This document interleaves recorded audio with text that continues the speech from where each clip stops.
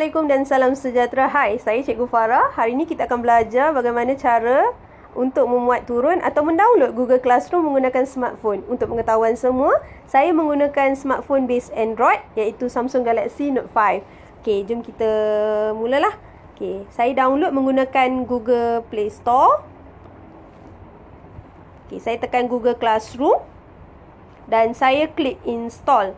Okey, Google Classroom ni dia tak memakan space yang terlampau banyak dalam kita punya handphone sebab dia dalam range 13 MB, 15 MB saja. Okey, sejurus selepas dia download, dia akan tolong install terus ke dalam handphone kita dalam masa 10 saat begitu.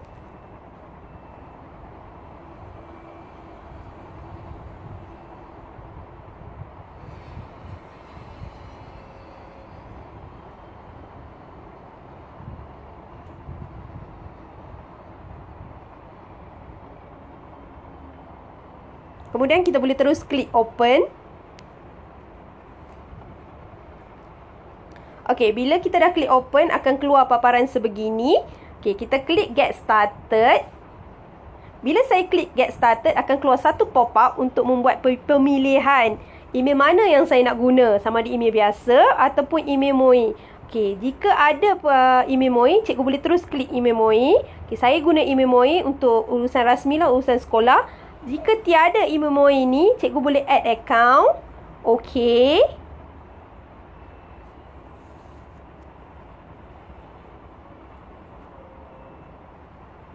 Dan cikgu boleh sign in email MOE tersebut. Kemudian tekan next dan seterusnya akan datang teruslah. Kemudian saya tekan back. Saya pilih di sini sebab saya punya paparan dah ada. Saya tekan OK. Akan keluar paparan sebegini dalam Google Classroom saya.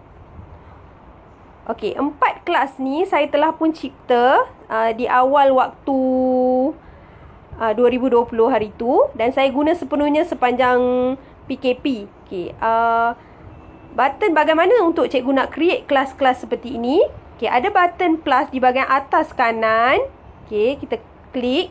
Okey, lepas kita klik akan keluar dua perkataan join class dan juga create class. Jadi join class ni selalunya pelajar nak join kelas kita lah ataupun kita nak join kelas cikgu lain. Okay, create class ni cikgu nak create class seperti ni. Okay, saya klik perkataan create class dan saya akan create class. Katakanlah saya create 2 dinamik subject science. Okay, saya klik perkataan create.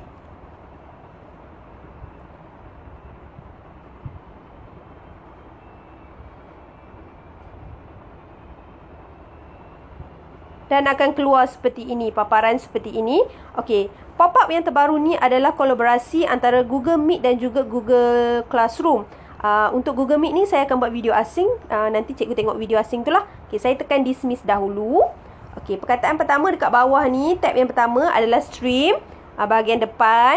Okey, kemudian classwork, tugasan yang saya nak berikan pada pelajar. Okey, bila saya klik butang tambah ini, ada pemilihan lah yang saya nak bagi assignment ke, question, material, topik ataupun reuse post. Okey, selalunya saya akan bagi assignment.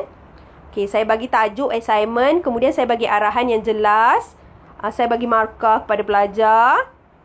Kemudian saya bagi due date dan juga saya pilihlah topik ni saya nak sortkan topik tu lah. Okey, kemudian saya di bahagian atas ada pin. Saya klik pin ni. Dan saya akan pilihlah tugasan yang saya nak berikan sama ada daripada drive ataupun daripada file. Okey, kemudian selepas saya dah buat pemilihan, saya akan klik butang di sebelah pin tersebut iaitu butang arrow. Okey, kita back dulu. Okey, people pula di sebelah classwork ada perkataan people. Saya klik people, akan ada teacher dan juga students. Okey, teacher ni cikgu yang handle lah. Teacher ni boleh lebih daripada seorang. Okey, dan student pula, bagaimana student ni nak join kelas kita?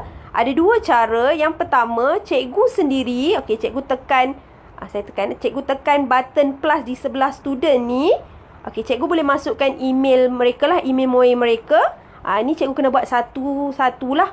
Okey, ataupun saya cancel dahulu. Ataupun cikgu boleh bagi kod kelas kepada mereka, QW7UBBF.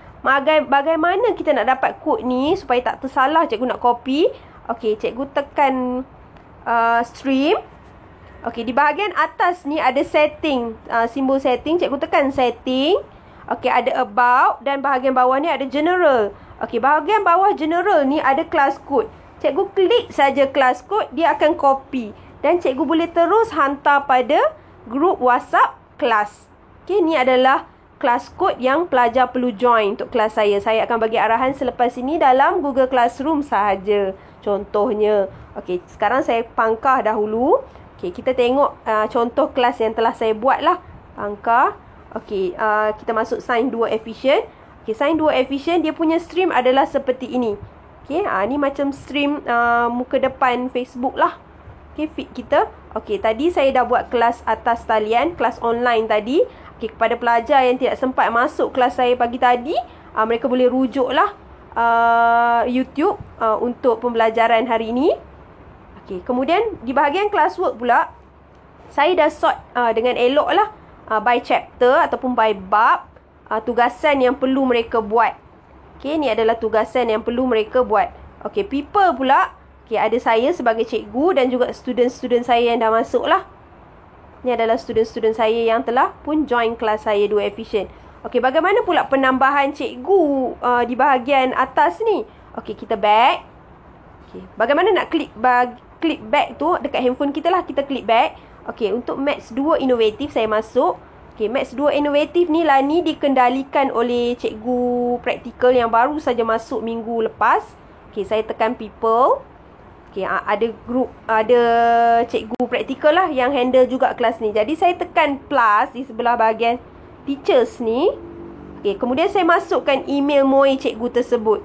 Dan dia terus akan jadi cikgu dan dia juga boleh memberi arahan dalam stream ni lah. Okay. Di bahagian setting ni, bahagian atas ni setting, saya boleh setting stream setting. Student can only comment. Okay, saya klik stream setting. Okay, student can post and comment. Student can only comment. Only teacher can post and comment. Jadi saya pilih student can only comment lah supaya nak elak student post macam-macam dan macam akan terganggu saya punya post. Jadi saya just choose student can only comment. Okey, saya tekan back. Okey, kemudian di bahagian atas sebelah kiri ada 3 garisan. Saya klik tersebut.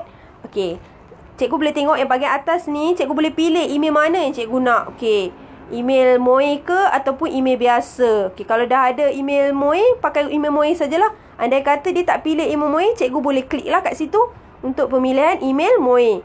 Okey, kemudian ada classes, calendar, notification. Andai pelajar hantar tugasan, akan naik notification pada kita. Okey, kemudian ni adalah kelas-kelas yang saya mengajar. 2 contoh kelas yang saya buat. 4 kelas ni saya mengajar. Okey, kemudian ni adalah kelas-kelas yang saya join. Okey, pentadbir suruh saya join, jadi saya join kelas-kelas ni lah. Dan ni adalah achieve classes. Achieve classes ni kelas yang saya dah tak nak lah, saya masukkan dalam achieve classes. Okey. Itu sajalah untuk hari ini kita belajar. Sehingga kita bertemu lagi. Bye-bye.